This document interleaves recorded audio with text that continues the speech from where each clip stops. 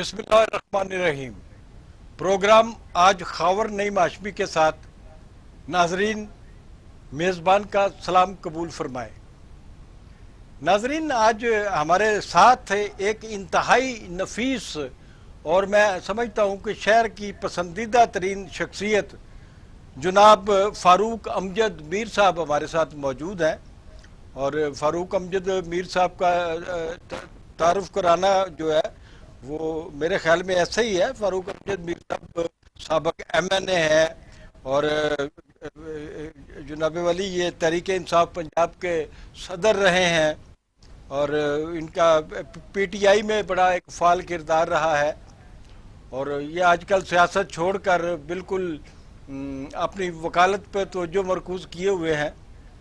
تو ان سے بہت سارے سوالات کریں گے، جوابات ہوں گے۔ ہمارے جو دوسرے ٹیلی فون لائن پہ ہمارے پاس جو گیسٹ ہوں گے وہ سہیل افندی صاحب ہوں گے۔ یہ سوشل ایکٹیوسٹ ہیں سہیل افندی صاحب، اور سہیل افندی صاحب نے نوجوانوں کے کئی گروپ بنا رکھے ہیں، اور ان گروپس میں کچھ درجنوں نہیں سینکڑوں کے حساب سے لڑکے اور لڑکیاں موجود ہیں، اور یہ تمام جو گروپ ہے یہ خدمت خلق کے جذبے سے معمور ہیں، اور کسی بھی برے حالات میں ان کے نوجوان جو ہے وہ حرکت میں آتے ہیں اور لوگوں کو ان کے گھروں تک مدد پہنچاتے ہیں۔ میں ویلکم کہتا ہوں فاروق امجد میر صاحب آپ کو۔ تھینک یو خاور صاحب۔ تو آج کے جو ناظرین ہمارے موضوعات ہیں ان میں ایک ٹاپک یہ بھی ہے کہ وزیر اعظم صاحب نے ٹائیگر فورس کو، میں نے ٹائیگر فورس کو ابھی تک نہیں دیکھا، میں متعارف نہیں ہوں ٹائیگر فورس سے، میں نے اس کا نام سنا ہے اخباروں میں۔ اگر آپ کی ٹائیگر فورس سے کوئی ملاقاتیں ہوں تو ہمیں ضرور بتائیے گا کہ ٹائیگر فورس کو سرکاری محکموں کی نگرانی پہ معمور کر دیا ہے۔ یہ ٹائیگر فورس کیا ہے اور کون ہے، اس پہ بھی بات کریں گے۔ ہم بات کریں گے مجوزہ بلدیاتی انتخابات پہ۔ آپ کو یاد ہوگا کہ جب عمران خان صاحب اقتدار میں آئے تو انہوں نے پنجاب میں بلدیاتی ادارے محض اس لیے توڑ دیے کہ ان بلدیاتی اداروں میں اکثریت نون لیگ کی تھی، اور یہ جو بلدیاتی انتخابات ہوئے تھے اس وقت ہوئے جب عمران خان اپنی جو پاپولیرٹی ہے اس کی انتہا پہ تھے۔ اس کے باوجود نون لیگ نے پاکستان بھر میں کنٹونمنٹ ایریاز میں بھی کامیابی حاصل کی۔ بات کی جاتی ہے کہ پاکستان میں سیاحت کو فروغ دیا جائے گا اور زر مبادلہ کمایا جائے گا، پاکستان کے معاشی حالات جو ہے وہ مضبوط کیے جائیں گے۔ کیا پاکستان میں بین الاقوامی سیاحوں کے لیے سازگار حالات موجود ہیں؟ ان کی جو ریکوائرمنٹس ہوتی ہیں غیر ملکی سیاحوں کی، پاکستان اس قابل ہے کہ ان کی جو ضروریات ہے وہ پوری کر سکے؟ اور ایک ہمارا موضوع ہے کہ روزانہ اخبار میں پڑھتے ہیں کہ حکومت نے اتنے نئے لنگر خانوں اور اتنی نئی پناہ گاہوں کی تعمیر کی اجازت دے دی۔ یہ کیا ہے؟ جناب فاروق امجد میر صاحب، تو ہم نے کہا کہ منزل ان کو ملی جو شریک سفر نہ تھے۔ تو ہم جب تحریک انصاف بنی تھی تو ہم بھی تمام دوستوں کے دوست ہیں، اور ان سے ملاقاتیں رہتی تھی اور بہت ملاقاتیں رہتی تھی۔ ان میں جب حکومت آتی ہے تو میں نے ڈاکٹر یاسمین راشد کو دیکھا، اور ان میں نعیم الحق صاحب مرحوم کو دیکھا، اور وہ بیچارے شدید بیمار تھے اور شدید علالت میں ان کا کراچی میں انتقال ہوا، اور جب ان کا انتقال ہوتا ہے تو پارٹی کے لیڈر سمیت کوئی آدمی بھی وہاں ان کے جنازے میں، کوئی معروف شخصیت یا باصیت مجموعی پارٹی نے شرکت نہیں کی تھی۔ تو آج ہم یاد کریں گے، مجھے یاد ہے کہ اکبر بابر صاحب بھی اس میں پارٹی میں ہوتے تھے، آپ بھی اس کے جنرل سیکرٹری رہے پنجاب کے، ڈاکٹر حفیظ خان صاحب ایک اسٹوڈنٹ لیڈر ہوتے تھے بڑے پاپولر پنجاب یونیورسٹی کے، وہ تھے، ڈاکٹر پرویز حسن صاحب تھے، ڈاکٹر خالد راجہ صاحب کی بھی وابستگی رہی بہت، عمر سرفراز چیمہ تھے، اور ڈاکٹر غامدی صاحب بھی ان کے ابتدائی مشیروں میں شامل تھے کسی خاص موضوع پہ، اور ایک صحافی خاتون ہے سینئر نسیم زہرا صاحبہ، وہ بھی شامل تھی. تو آج وہ لوگ جنہوں نے پارٹی کی بنیاد رکھی وہ موجود نہیں ہے، اور آج ایسے لگتا ہے جیسے پاکستان پیپلز پارٹی، نون لیگ یا دوسری جو جماعتیں ہیں ان کا ایک ملغوبہ جو ہے وہ اس ملک میں حکومت کر رہا ہے. تحریک انصاف حکومت کرتی نظر نہیں آ رہی، اور میرے خیال میں عمران خان صاحب کی جو پریشانیوں کا باعث ہے وہ بھی شاید یہی بات ہے کہ ان کے اصل لوگ جو ہیں وہ آہستہ آہستہ پیچھے ہٹتے گئے. آپ کچھ روشنی ڈالیں گے اس پہ؟ دیکھیں ہاشمی صاحب، پاکستان میں سیاست جو ہے وہ ایک ایسا معاملہ ہے کہ جس کے پلیئر جو ہیں وہ دو طرح کے ہیں. ایک وہ ہوتے ہیں جو آئیڈیلسٹ ہوتے ہیں، جنہوں نے معاشرے کو بہتر کرنا ہوتا ہے، جنہوں نے کوئی نئی آئیڈیالوجی لے کے سامنے آنی ہوتی ہے، یا جنہوں نے کسی کاز پہ کھڑا ہونا ہوتا. یہ وہ لوگ ہوتے ہیں جو پارٹیاں بناتے ہیں، ان کو چلاتے ہیں. پھر ایک وقت آتا ہے کہ جب آپ نے الیکشن لڑ کے تو حکومت بنانی ہوتی ہے، اس وقت یہ میرے جیسے لوگ جو ہے وہ اتنے کام نہیں آتے.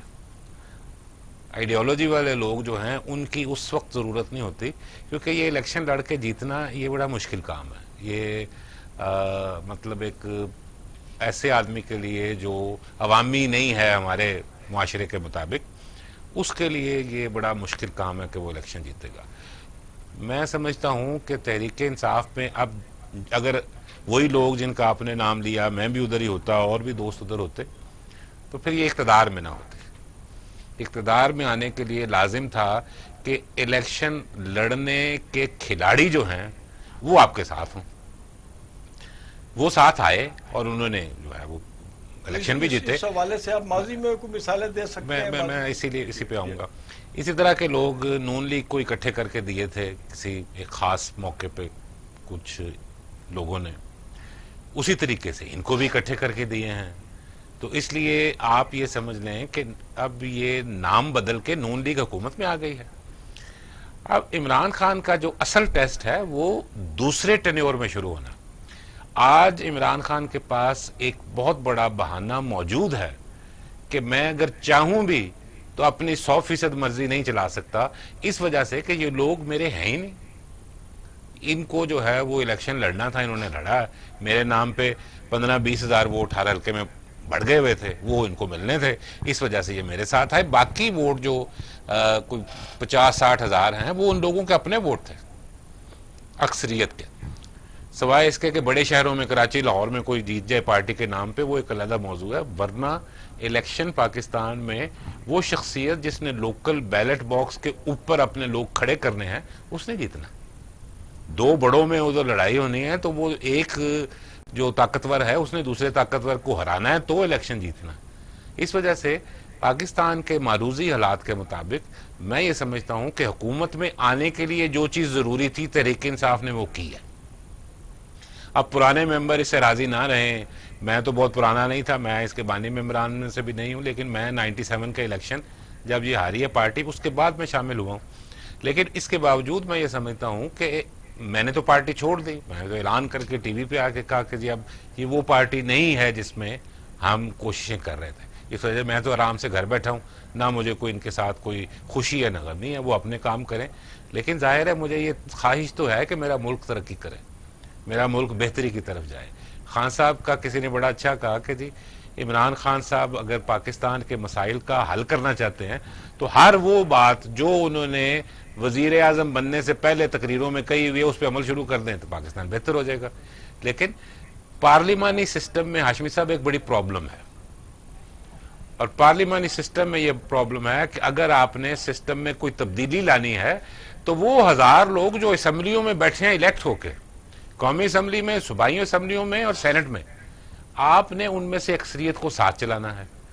وہ آپ کے ساتھ کیوں چلے گی؟ کیونکہ وہ لوگ تو اس سسٹم کے بینیفیشریز ہیں، اس میں سے فائدہ اٹھایا انہوں نے، وہ اس سسٹم کو کیوں بدلنے دیں گے؟ اس وجہ سے میں سمجھتا ہوں کہ موجودہ حالات میں جو خان صاحب کر رہے ہیں وہ ان کے پاس شاید جسٹیفیکیشن ہے، لیکن اگر یہ اسی طریقے سے چل کے آئندہ کا الیکشن جیتتے ہیں پھر ان کے پاس کوئی جسٹیفیکیشن نہیں ہوگی ابھی بھی، سوائے اس کے کہ انہوں نے کرپشن کے معاملے میں اپنی بات منوائی ہے. باقی ہر جگہ پہ انہوں نے کمپرومائزز کیے ہیں، اور یہ پرانا ان کا کہنا ہے. لوگ جو ان کو جانتے ہیں وہ ان کو پتا ہے کہ خان صاحب کا ہمیشہ سے یہ کہنا ہے کہ جو کور ایشو ہے اس پہ کمپرومائز نہیں کرنا. نواز شریف صاحب تو باہر چلے گئے بڑے آرام کے ساتھ، تو کرپشن کے معاملے میں ان کی بات کیسے مانے گی؟ دیکھیں، بات اس وقت جو حالات دکھائے گئے اور جو ایک پریشر کریٹ کیا گیا کہ جی شاید اس شریف آدمی کے 2 دن زندگی کے رہ گئے ہیں کہ 5 دن رہ گئے ہیں، میرا خیال ہے کہ اس وقت جو ہوا وہ انصاف کے معاملوں کے مطابق تو شاید درست نہیں ہوگا، لیکن معاشرے میں ہمارے جو رواج ہیں اس کے مطابق وہ درست فیصلہ تھا کہ اتنے بیمار آدمی کو جو ہے وہ آپ پاکستان سے باہر اگر اس کا علاج ہوتا ہے. اب یہ دیکھیں، میں ایک اور بات کرتا ہوں. نون لیگ والے دوست اب یہ کہتے ہیں، عدالتیں اہم ہیں یا رواج اہم ہے؟ میں آپ کو بتانے لگا ہوں. نون لیگ کے ہمارے دوست باز آج کل کہہ رہے ہیں کہ اگر نواز شریف نے دھوکہ دیا ہے تو ان وزیروں کو استعفیٰ دے دینا چاہیے. میں سمجھتا ہوں یہ بے شرمی کی بات ہے. یہ کہنا کسی دھوکے باز کا کہ میں نے اس کو دھوکہ دیا ہے تو یہ بیوقوف ہوا نا، تو پھر جائیے گھر. بات یہ ہے کہ نواز شریف نے جو انہوں نے کیا، مجھے نہیں پتا ابھی تک، شاید وہ اتنی بیمار ہو، میں تو ایسے اخباری خبروں پہ تو فیصلے نہیں ہو سکتے، لیکن اس ساری صورتحال میں عمران خان نے جو نواز شریف کے فیصلے بھی کیے ہیں وہ ان رپورٹوں پہ کیے ہیں جو میں اس وقت اپنے دوستوں میں بڑے میرے دوست آپ کو بتا سکیں گے. میں یہ کہہ رہا تھا کہ یار یہ ایک آدمی جو لیب کے کمپیوٹر پہ بیٹھا ہے یہ ساری رپورٹیں وہ تیار کر سکتا ہے، اس پہ دیکھے کون نگرانی کر رہا ہے. اگر کوئی نگرانی کر رہا ہے پھر ٹھیک ہے، ورنہ اس کو تو آپ چند روپے دیں وہ رپورٹ بدل دے گا. تو اگر حکومت کو یہ بات سمجھ نہیں آئی تو یہ اس کی نالائکی ہے کہ رپورٹس جو آ رہی ہیں وہ لیبارٹری سے جو آ رہی ہیں ان کے اوپر تو کوئی چیک رکھیں. وہ تو چیک کسی نے رکھا ہی نہیں. اس وقت ان کو ہوش ہی نہیں آئی کہ یہ کام بھی ہو سکتا ہے. دیکھنا یہ ہوتا ہے بطور وکیل کہ میرا یہ تجربہ ہے کہ جہاں پہ نگرانی بہت تھوڑی ہو، ایک آدمی نے کام کرنا ہو، اس کو راضی کرنا غلط کام کے لیے آسان ہوتا ہے بنسبت 10 لوگوں کے. وہ کام غلط ہوا، وزراء کے سامنے ہوا، وزیر اعظم کے سامنے ہوا.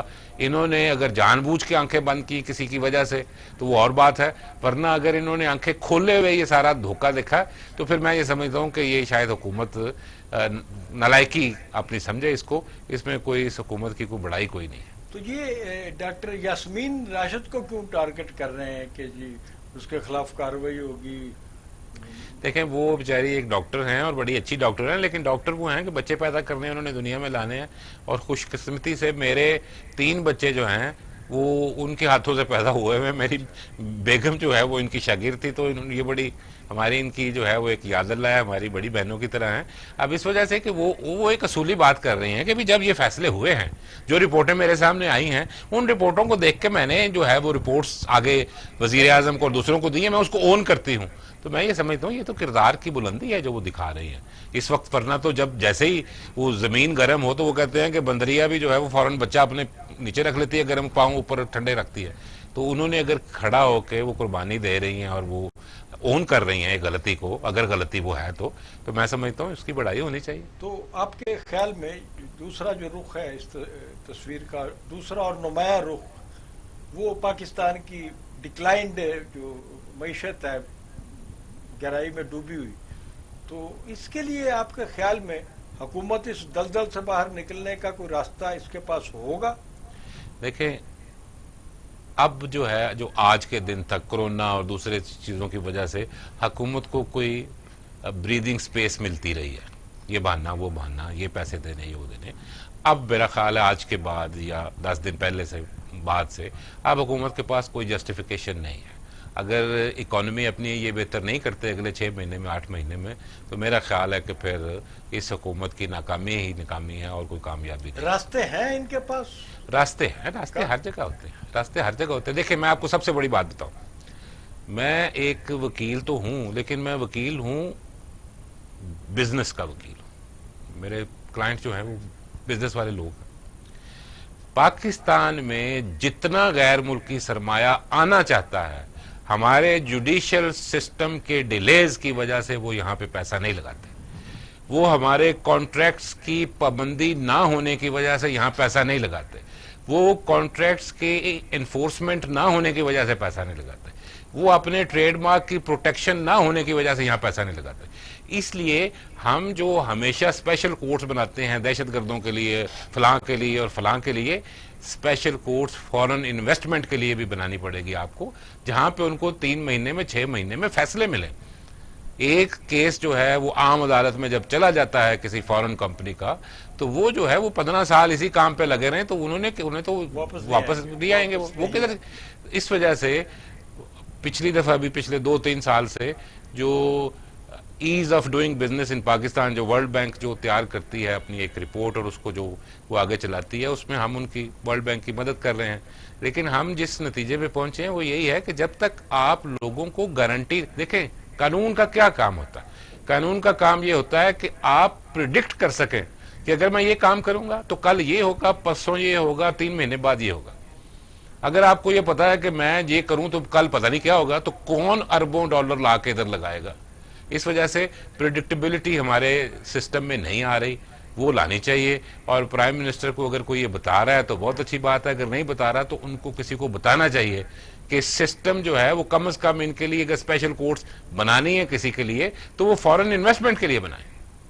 آپ نے اپنی گفتگو کے شروع میں ایک تاثر دیا کہ جو عمران خان صاحب کی حکومت ہے پی ٹی آئی کی، تو لوگ شاید اس کو یہ اگلے 3 سال تک برداشت کریں گے اور اگلا ٹنیور میں وہ فیصلہ کریں گے کہ اس کے ساتھ کیا سلوک کرنا ہے۔ تو اس کا مطلب ہے کہ یہ 3 سال کے بعد جو انتخابات ہوں گے، حالات اگر جوں کہ تو رہے تو یہ پھر بھی جیتیں گے۔ دیکھیں، اپوزیشن اس وقت جس طرح تتر بتر ہے، اور اپوزیشن اس ملک میں صرف ایک شخص کر رہا ہے، اس کا نام ہے مولانا فضل الرحمان۔ باقی پاکستان میں کہیں کوئی اپوزیشن نہیں ہو رہی۔ اس وجہ سے اگر وہ کیوں کر رہے ہیں؟ ہاں، وہ اس وجہ سے کر رہے ہیں کہ he has nothing to lose. ان کو جو انہوں نے آج تک کمایا ہے، سیاسی طور پہ کہہ رہا ہوں، کوئی میرے غلط مانی نہ لیے جائے، جو انہوں نے سیاست میں کمایا ہے وہ عام طور پہ انہوں نے اپنے زور بازو سے کمایا۔ ان کو پکڑنا اور ان کو کسی بھی ہونے نہ ہونے کیس میں جیل میں ڈالنا، یہ میرا خیال ہے پاکستان میں کسی جنگ کے پاس نہیں۔ افغانستان میں مولانا سمیع اللہ کا جو کردار تھا یا ان کے مدرسوں کا تھا، اس حوالے سے شاید کوئی اشارہ دے رہے ہیں؟ نہیں، ان کا اشارہ میرا ان کے مدرسوں، سمیع الحق صاحب کا تو تھا، ان کا وہ نہیں، لیکن ان کے ادروائز جتنے فالوورز ہیں مدرسوں میں، جو اسلام آباد میں انہوں نے وہ شو دکھایا ہے، اس کے بعد میں نہیں سمجھتا کہ ان پہ کوئی ہاتھ ڈال سکتا۔ اس وجہ سے یہ واحد اپوزیشن لیڈر یہی رہیں گے۔ نہ نواز شریف صاحب نے پاکستان میں واپس آنا ہے، نہ شہباز شریف صاحب نے اپوزیشن لیڈرشپ کیا آپ کرنی ہے۔ سمجھتے ہیں کہ مولانا فضل الرحمان جو ہے وہ ایک قومی سطح کے لیڈر کے طور پہ ابھر سکتے ہیں؟ نہیں، ان کی اپنی پرابلمز ایسی ہیں، ان کا جو ان کے آئیڈیاز ہیں وہ عام پاکستانی نے کبھی بھی پسند نہیں کیے۔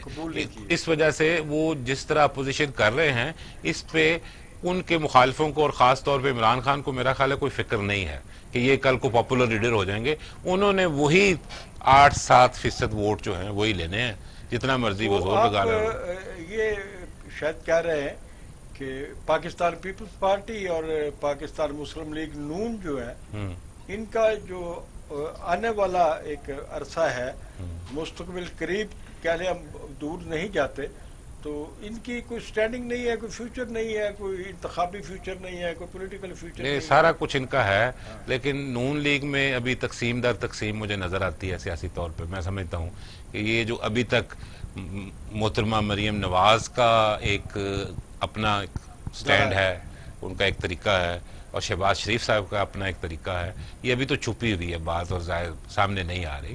جس دن یہ آمنے سامنے ہو گئی اور گروپ آمنے سامنے ہو گئے، اس وقت ان کے ہر حلقے میں 2 کینڈیڈیٹ۔ آپ کے خیال میں مریم نواز جو ہے، ان کا جو موقف ہے وہ زیادہ جمہوری اور طاقتور ہے، یا جس معتدل طریقے سے شہباز شریف صاحب چل رہے ہیں وہ زیادہ موضوع ہے اس کے فیوچر کے لیے نون لیگ؟ عوامی پسند کا جو ایٹیچیوڈ ہے وہ تو مریم نواز کا ہے۔ شہباز شریف صاحب چونکہ اس صوبے میں جس میں ہم بیٹھے ہیں، یہاں پہ انہوں نے کوئی ایسے کام کیے جو لوگ پسند کرتے ہیں، تو اس وجہ سے لوگ ان کے ساتھ ابھی وہ ڈسٹنس نہیں کیا اپنے آپ کو لوگوں نے۔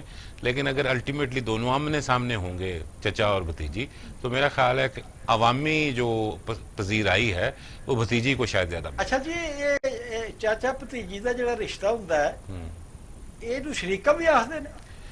ہاں بھائیوں کی جو اولادیں ہوتی ہیں وہ شریکے ہوتے ہیں آپس میں. اچھا تو مطلب ہے کہ شریکہ مکنا نہیں. یہ اب نہیں ختم. چلو مکے یا نہ مکے اسی بریک لینے ہیں. ناظرین چھوٹی سی ایک بریک.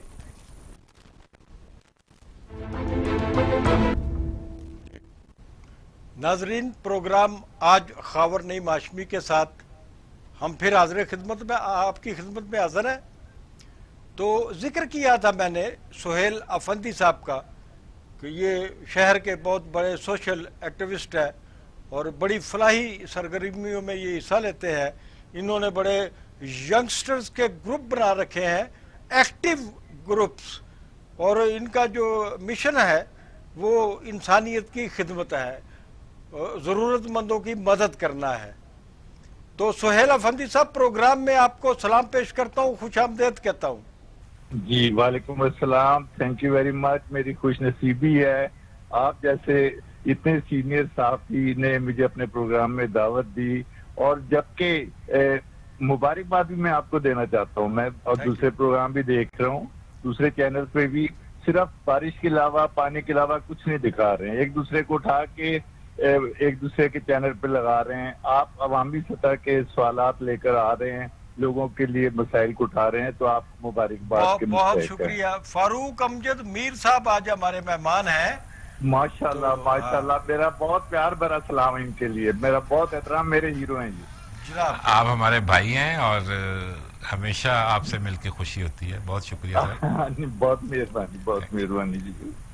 سہیل افندی صاحب چونکہ آپ رفاہی کاموں میں بہت دلچسپی لیتے ہیں اور بہت کام کرتے ہیں, تو میں آپ سے ایک سوال کرنا چاہوں گا جی جی کہ وہ پارٹی جو آج اقتدار میں ہے, جی جس نے ہم سے وعدہ کیا تھا جی کہ جی آپ کو 1 کروڑ نوکریاں اور 50 لاکھ مکانات جو ہیں وہ برائے نام قیمت پہ بے گھر لوگوں کو دیے جائیں گے, ہم جو میڈیا ہے اس میں روزانہ پڑھتے ہیں. آج بھی میں نے اخبارات میں خبر پڑھی ہے کہ جی حکومت نے مزید اتنی پناہ گاہوں اور لنگر خانوں قائم کرنے کی اجازت دے دی. تو پناہ گاہیں بن رہی ہیں, لنگر خانے بن رہے ہیں, تو یہ اس ملک کو کہاں لے کے جانا چاہ رہے ہیں؟ اس ملک کو بکاریوں کا ملک بنانا چاہ رہے ہیں یا کوئی عوام کو عزت نفس بھی دینا, ان کی کوئی ذمہ داری ہونی چاہیے؟ یہ بڑے اچھے ٹائم پر آپ نے سوال کیا ہے. اس وقت ہمارے آپ کے پروگرام میں فاروق امجد میر صاحب بیٹھے ہیں, اور یہ یہاں پہ ضلع ناظم بھی رہے ہیں لاہور کے نا, جی جی نائب ناظم رہے ہیں. تو یہ اصل مسئلہ ہوتا ہے گورننس کا, کہ گورننس آپ کی صحیح ہونی چاہیے, اور گورننس کا جو بنیادی ڈھانچہ ہوتا ہے وہ بلدیات ہوتا ہے.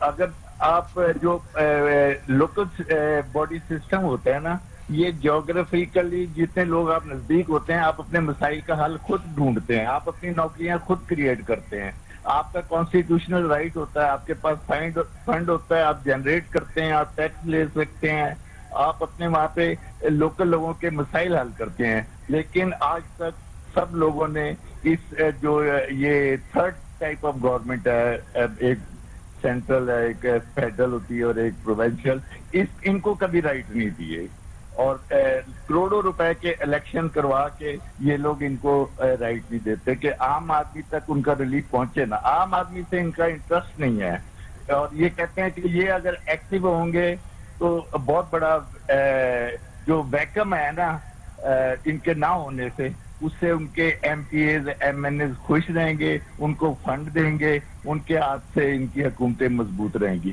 تو جو وعدے انہوں نے کیے ہیں, شکر ہے ہم نے ووٹ نہیں دیا, کیونکہ ہمیں لگ رہا تھا کہ یہ وعدے پورے ہونے والے نہیں ہیں, ان کے نہیں ہیں.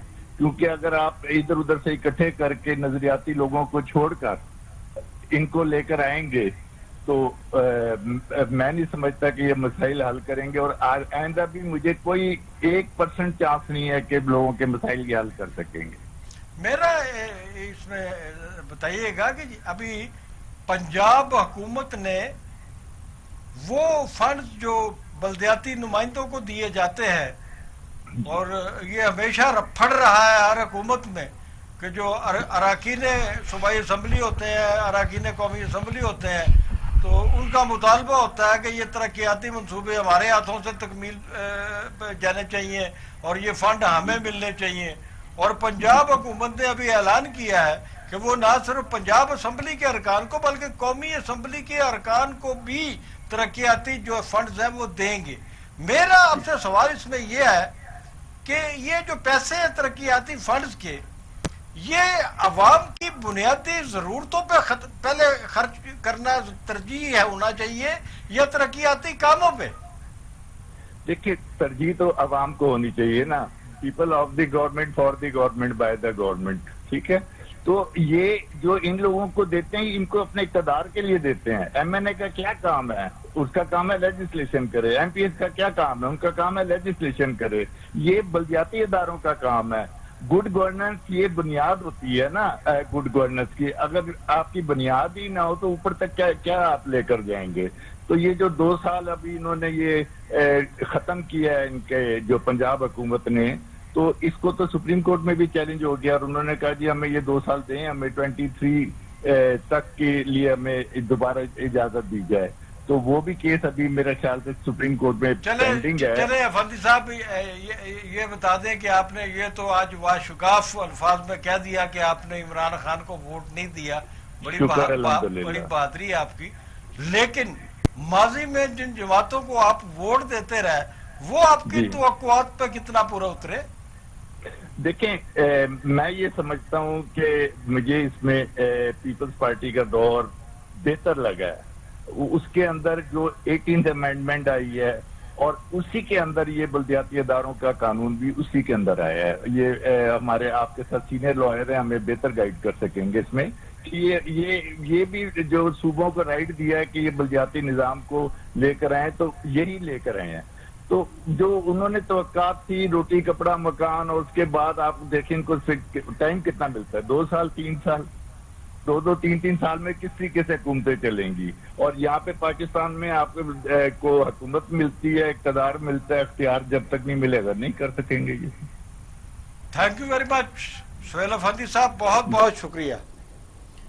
تو فاروق امجد میر صاحب، آپ نے افندی صاحب کی گفتگو سنی، تو آپ کوئی تبصرہ کرنا چاہیں جو انہوں نے باتیں کی ہیں سہیل افندی صاحب؟ ایک تبصرہ جو ہے نا، ہمیں اپنے سسٹم کو، اپنے ملک کو سمجھنا چاہیے. جو بلدیاتی نظام کے لیے قانون سازی ہونی ہے وہ صوبائی اسمبلی میں ہونی ہے، ٹھیک ہے. صوبائی اسمبلی میں ہونی ہے کا مطلب ہے کہ ایم پی ایز نے کرنی ہے. ایم پی ایز اب ایک چیئرمین یونین کونسل کو کیوں اتنا طاقتور کر دیں کہ پیسے اس کے ذریعے علاقے میں لگیں، لوگوں کے کام اس کے ذریعے ہونا شروع ہو جائیں، اور اگلے الیکشن میں وہ ایم پی اے صاحب کے سامنے کھڑا ہو کہ جناب میں تو اس اسمبلی میں میں جاؤں گا، آپ نہیں جائیں گے. کوئی بھی اسمبلی پاکستان کی اپنی مرضی سے کبھی نچلی سطح پہ اختیارات کی منتقلی نہ کری، آج تک نہ کی ہے، نہ آئندہ کریں گے. جو جس کے پاس زور ہے وہ لگا کے دیکھ لے. جب تک اسمبلی نے یہ بل پاس کرنا ہے اس سے پہلے یہ اسمبلی ختم ہو جانی ہے. کوئی ایم پی اے جو ہے وہ اپنے پاؤں پہ کلہاڑی نہیں مارے گا. اس لیے جن لوگوں کو یہ توقع ہے کہ اسمبلی کے ذریعے قانون بن کے تو یہ جو ہے بنیادی جمہوریتیں بحال ہو جائیں گی اور لوگوں کو جو ہے وہ اپنے گھر کے سامنے جو ہے وہ انصاف ملنا شروع ہو جائے گا اور ریلیف ملنا شروع ہو جائے گی، وہ بیچارے ایسے ہی لگے ہوئے ہیں. کوئی کسی اسمبلی سے یہ نہیں، کسی اسمبلی سے یہ توقع نہیں کرنی چاہیے کہ وہ اپنے پاؤں پہ کلہاڑا ماریں گے، ان کو طاقتور کر دیں گے. چلیے اگلے سوال کی طرف چلتے ہیں. ہمارے جو معزز محترم وزیر اعظم عمران خان صاحب، یہ پاکستان میں ٹورزم کو فروغ دینا چاہتے ہیں اور عالمی سطح پہ ان کی خواہش ہے کہ پوری دنیا سے لوگ جو ہے پاکستان کے جو خوبصورت مناظر ہیں، پہاڑی علاقے ہیں، شمالی علاقے ہیں، بے شمار. پاکستان دنیا کا حسین ترین ملک ہے، اس میں کوئی شبہ نہیں ہے. اور بعض علاقے تو ہم نے ایسے بھی سنے ہیں کہ دنیا میں ان کی نظیر نہیں ملتی، اتنے خوبصورت علاقے ہیں. لیکن مسئلہ یہ ہے کہ کیا غیر ملکی انٹرنیشنل ٹورسٹ جو ہے اس کو جب پاکستان بلائیں گے، راغب کریں گے بلانے کے لیے، تو کیا ہم ان ٹورسٹوں کی ضرورتیں پوری کر سکتے ہیں؟ میرا خیال ہے اگر تو ٹورزم کا ماڈل وہی ہونا ہے جو دبئی کا ہے یا جو تھائی لینڈ کا ہے، بینکاک کا ہے، تو پھر تو پاکستان میں نہ ہو سکتا ہے، نہ عوام نے اس کو چلنے دینا کبھی.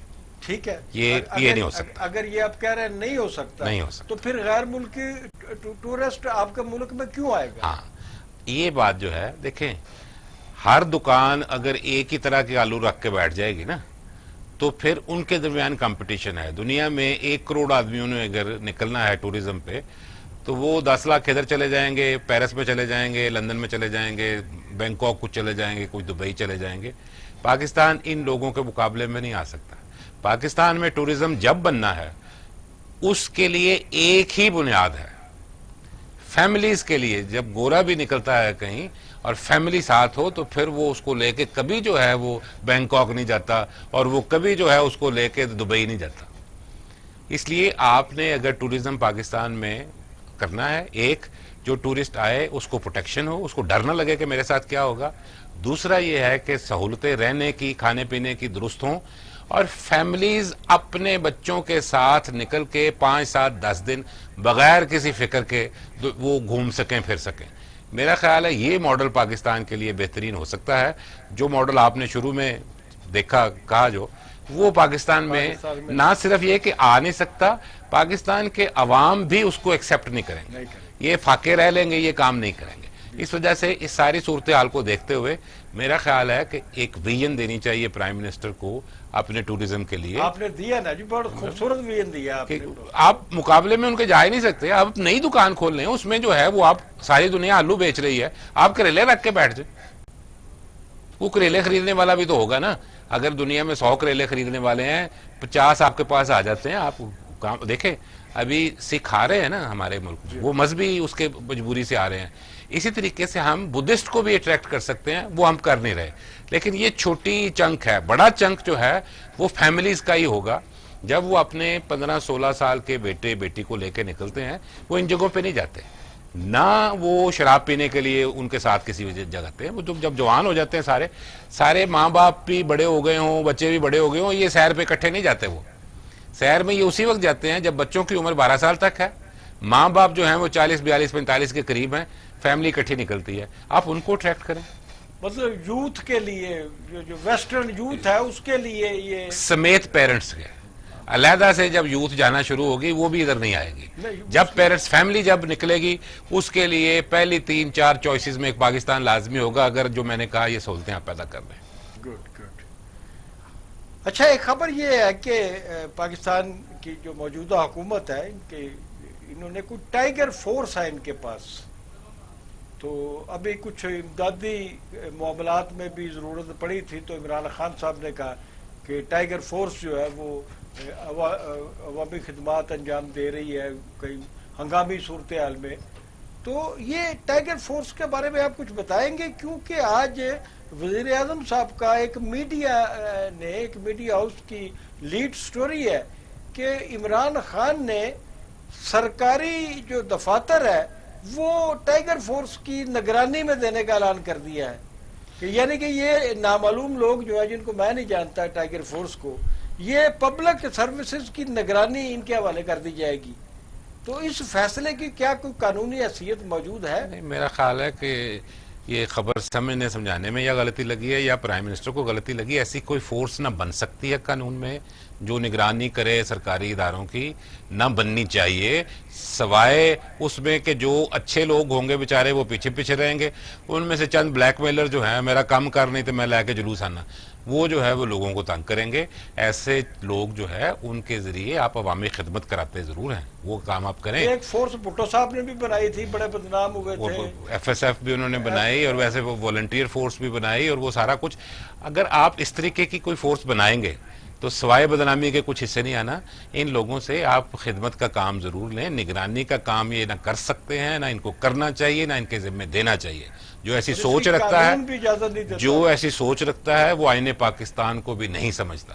سرکاری معاملے میں اس طرح کی کسی فورس کی مداخلت جو ہے وہ غیر آئینی، غیر قانونی ہے. یہ آج کے ایک بڑے اخبار کی لیڈ سٹوری ہے جو میں نے چونکہ دیکھا نہیں ہے میں کہہ نہیں سکتا، لیکن چونکہ آپ کہہ رہے ہیں میں ماننا ہوں کہ یہ ایسا ہی کہا ہوگا، لیکن یہ غیر آئینی، غیر قانونی، غیر جمہوری، یہ ہر غیر جو اس میں لگا لیں یہ کام ہے، اور اس کو بالکل نہیں ہونا چاہیے۔ اس کے بعد سوائے لڑائی جھگڑے کے، اور سرکاری ملازمین جو ہے وہ جیسے کراچی میں خوفزدہ ہو کے کچھ عرصہ کام کرتے رہے ہیں 15-20 سال، اس طریقے سے باقی سارے پاکستان میں بھی یہی قصہ شروع ہو سکتا ہے۔ اس لیے جس نے بھی یہ مشورہ ان کو دیا اس کو وزیر اعظم کو سوچ کے واپس لے لینا چاہیے، اور ان ٹائیگر فورس سے کام وہی کرانا چاہیے جو عوامی رابطے کے تعلق کے کام ہیں اور جس کے ذریعے لوگوں کی خدمت کریں۔ جاتے جاتے آپ سے یہ بھی بات کر لیں کہ خلیجی صورتحال کے تناظر میں اور امارات اور متحدہ عرب امارات اور اسرائیل کے درمیان جو ایک سفارتی تعلقات قائم ہوئے ہیں، اور اس میں یہ سوال میں 3-4 دن سے اٹھا رہا ہوں کیونکہ میں اس سوال کی اہمیت جو ہے اس لیے بہت اہم سمجھتا ہوں کہ پاکستان کا میں فیوچر جو ہے نا وہ اس کے اندر کہیں نہ کہیں دیکھ رہا ہوں، اس سارے منظر کے اندر کہ اب جو امریکہ کا جو صدر ہے وہ اعلان کر رہا ہے کہ یہ جو سفارتی تعلقات قائم ہوئے ہیں سعودی عرب بھی ان کا حصہ بن رہا ہے۔ اگر سعودی عرب بھی حصہ بن رہا ہے اور ترکی اور ایران جو ہے انہوں نے اپنا ایک بلاک بنایا ہوا ہے، اس کو بلاک کو سعودی عرب کے خلاف بلاک قرار دیا جا رہا ہے، پاکستان کا جھکاؤ جتنا سعودی عرب کی طرف ہے اس سے زیادہ کبھی کبھی ترکی کی طرف بھی نظر آتا ہے، ایران سے ہمارے جو تعلقات ہیں، چین سے ہمارے جو تعلقات ہیں ان کو بھی ہم نہیں نظر انداز کر سکتے۔ اس کے باوجود کہ چین جو ہے بہت سارے معاملات میں پاکستان کی خارجہ پالیسی کے جو مخالف میں ووٹ دیتا بھی نظر آتا ہے، تو کیا اگر کوئی صورتحال ایسی بنتی ہے کہ پاکستان کو فورس کیا جا سکتا ہے کہ وہ سعودی عرب سے سفارتی تعلقات قائم کرے؟ نہیں، اسرائیل سے اسرائیل سے دیکھیں جو عرب میں تعلقات قائم ہو رہے ہیں اور جو مصر نے کیے اور جو اب یو اے ای نے کیے ہیں اور جو باقی عرب ملکوں کا نام لیا جا رہا ہے، اس کی وجہ جو ہے وہ خوف ہوتا ہے۔ جو حکومتیں، جو ملک یہ سمجھتے ہیں کہ ہم جو ہے وہ افورڈ نہیں کر سکتے عوام کے سڑکوں پہ آنا، اور اس طریقے سے ہم افورڈ نہیں کر سکتے کہ کوئی غیر ملکی ایجنسی جو ہے وہ ہمارے ملک کے عوام کو ابھارے ہمارے خلاف، یا ہم اس ملک کے ساتھ جنگ کرنا افورڈ نہیں کر سکتے، یا ہمارے فوجی جو ہیں وہ بنکر میں بغیر اے سی کے نہیں رہ سکتے اور ان کو اے سی کے ساتھ بٹھا کے ادھر تو تلوار ہاتھ میں وہ پکڑ کے لڑ سکتے ہیں، گولہ نہیں چلا سکتے، تو پھر ایسے موقعوں پہ آپ کی یہ کمزوریاں جو ہیں اپنی ذات کے تحفظ کے لیے اور حکمران رہنے کے لیے آپ پھر امریکہ اور اسرائیل کی باتیں مانتے ہیں۔ پاکستان میں میرا نہیں خیال کہ ایسی کوئی صورتحال ہے۔ اسرائیل سے ہم نے تعلق پاکستان میں فوج کا جو سٹانس ہے میرا خیال ہے وہی جو ہے وہ کامیاب کامران رہے گا، اور یہ میں اس پہ نہیں کچھ کہہ سکتا، لیکن میں یہ سمجھتا ہوں کہ اس پہ جو آپ 15 سال اگلے میں یہ سارا خطے کی صورت بدلنی ہے۔ آپ دیکھتے جائیں، میں آج 15 سال کی بات کر رہا ہوں، مجھے تو 15 مہینوں میں 2 سالوں میں بدلتا نظر آ رہا ہے، اور میں تو سمجھتا ہوں کہ بدل چکا ہے بہت کچھ جو ابھی بظاہر نظر نہیں میں سمجھتا ہوں کہ یہ جو لکیریں ہیں یہ بھی بڑی بدلنی ہے بڑی جگہوں پہ۔ جی بالکل، یہ لکیریں بھی بڑی بدل گئی ہے اور بدل رہی ہے اور مزید بدلے گی۔ اور اس کی میں ایک اور بھی آپ کو کہہ دوں، جو ملک جو ہے وہ خاندانوں کی حکومت ہوتی ہے جہاں پہ، اور بغیر الیکشنز کی ہوتی ہے اور ایک مستقل سلسلہ چلتا رہتا ہے، وہ سب سے زیادہ ولنریبل ہوتے ہیں، ان کو سب سے زیادہ ڈر لگتا ہے، خوف زدہ رہتے ہیں وہ، اور اس خوف کی وجہ سے وہ 100 بلین ڈالرز کے اسلحے خریدنے کے وہ آرڈر کرتے ہیں، لیکن لڑنے کے لیے ان کے پاس فوجی نہیں ہوتے۔ تو فاروق امجد صاحب ایک اور سوال آپ کی خدمت میں کہ عمران خان صاحب نے آتے ہی بلدیاتی ادارے جو ہے وہ توڑ دیے تھے۔ ان بلدیاتی اداروں میں پنجاب میں بہت زیادہ اور پورے ملک میں بھی نون لیگ کو بہت کامیابی ملی تھی، اور ان کے آنے سے کچھ عرصہ پہلے یہ ہوئے تھے۔ تو اب یہ دوبارہ بلدیاتی الیکشن کی طرف جا رہے ہیں، اور پنجاب میں اگر بلدیاتی الیکشن ہوتے ہیں تو کیا یہ امکان جو ہے इसको रद्द किया जा सकता है कि नून लीग दोबारा बल्दियाती इलेक्शन नहीं जीतेगी? रद्द तो नहीं किया जा सकता, ज्यादा चांसेस आज भी अगर पंजाब में देखा जाए तो वो नून लीग के ही लगते हैं। लेकिन मैंने जैसे कहा कि अगर नून लीग के अंदर से दो दो उम्मीदवार हर जगह पे दे दिए जाएं तो फिर तरीक, और ये इलेक्शन जब भी होंगे इस असेसमेंट के बाद ही होंगे। ये नई थ्योरी आपने दी है कि दो कैंडिडेट नून दो लीग के, उम्मीदवार हो सकते हैं। हाँ, और तीसरा इसका जो है, गालब इम्कान है तो इसलिए कि जो दड़े हैं वो अपने अपने उम्मीदवार खड़े कर दें और वो उनका सफाया हो जाए। ऐसे ये या कोई और इस तरह की मिलती जुलती तरह की शक्ल, मिलती जुलती इसके बगैर जो पंजाब हुकूमत है वो बिल्कुल बल्दियाती इलेक्शन नहीं कराएगी, नहीं कराएगी। इस श्योरिटी के बगैर कि वो जीत जाएंगे, वो नहीं इलेक्शन कराएंगे। उनको अपने गिरेबान तो नहीं पकड़वाने ना इन्होंने। और ये एमपी हमारे भाई जो उधर इतना इतना पैसा लगा के इलेक्ट होकर बैठे हैं, उन्होंने ये सारे अगर तरक्याती फंड जो है वो चेयरमैन जिला कौंसिल को ही देने हैं और उसके दरवाजे पे जाकर बड़ा अच्छा वक्त नहीं है कि नवाज शरीफ साहब वापस आ जाए मुल्क में? देखें, नवाज शरीफ साहब आ तो जाएं, लेकिन जो उसके बाद उनके साथ सलूक व तवक्को है उसकी उनके पास कोई तोड़ नहीं है। अगर वो तोड़ कोई होता बर्दाश्त नहीं कर सकते। तो वो उम्र उनकी ऐसी, तबीयत आजकल जैसे उनकी सुनने में आती है, तो मेरा ख्याल है कि उस बुजुर्ग आदमी के पास इतनी अब सकत नहीं है कि वो ये सारा कर सके। तो इसलिए मैं ये समझता हूँ, और इसीलिए एक जो है वो खुद वालिद बाहर है, बेटी इधर है, क्योंकि अगर दोनों इकट्ठे हो जाएं तो फिर उसके बाद चाहे वो बाहर भी बैठे हों तो बयानात जो हैं वो बड़े ख़तरनाक आ सकते हैं। वो बयानात की खामोशी जो है वो इस बात की दलील है कि जब तक ये इकट्ठे नहीं होते उस वक्त तक पॉलिसी स्टेटमेंट्स किस्म की चीज़ें बड़ी बड़ी जो हैं वो बाप बेटी की तरफ से नहीं सामने आएंगी। तो पाकिस्तान पीपल्स पार्टी के हवाले से मैं पूछूंगा, कल बड़ा बिलावल हाउस भी बना के दे दिया मलक रियाज साहब ने, लाहौर में भी बिलावल हाउस बन गया, बहुत मैंने भी देखा है, वो लगता है कोई किसी बड़े अरब मुल्क का कोई महल है वो है। तो वहाँ पर बहुत क़याम बढ़ा दिया है बिलावल भुट्टो साहब ने, और उनकी कोशिश है कि वो पंजाब में जगह बनाए और लाहौर में वक्त दे रहे हैं। आपके ख्याल में पंजाब में पाकिस्तान पीपल्स पार्टी की वापसी का कोई किसी हद तक कोई इम्कान मौजूद नजर आता है? सिर्फ एक तरीका, किसी तरीके से आसिफ जरदारी साहब को ये राजी कर लें कि वो सियासत से क्या मुल्क से चले जाएं। उसके बाद भी बिलावल अकेले के बस की बात नहीं है। अब जो मैं अगली बात करने लगा हूं, पीपल्स पार्टी ये कर ले तो फिर ये मेन स्ट्रीम में वापस आए।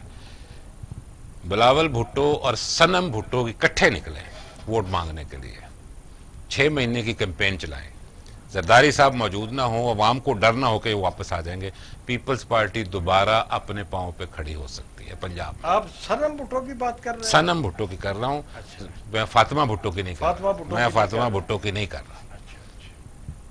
बेनजीर की जो मुतबादिल है वो सनम खाला तो हो सकती है, खाला हो सकती है, वो कजन नहीं हो सकती, शरीका नहीं हो सकता। बहुत बहुत शुक्रिया सर आपका, इंतहाई शुक्रगुजार हूँ, आपने वक्त दिया। आपकी थैंक यू वेरी मच। नाजरीन, खुदा हाफिज, फिर होगी मुलाकात।